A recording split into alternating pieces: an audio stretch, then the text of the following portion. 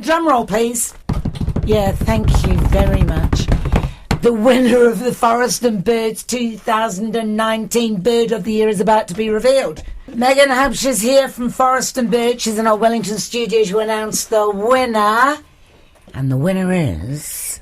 Well, I'm really excited to announce that this year, for the first time ever, a seabird is New Zealand's Bird of the Year. Ooh. So congratulations to the Hoiho that edged out the Kākāpō at the very last minute and is New Zealand's 2019 Bird of the Year. The Hoiho, the yellow-eyed penguin.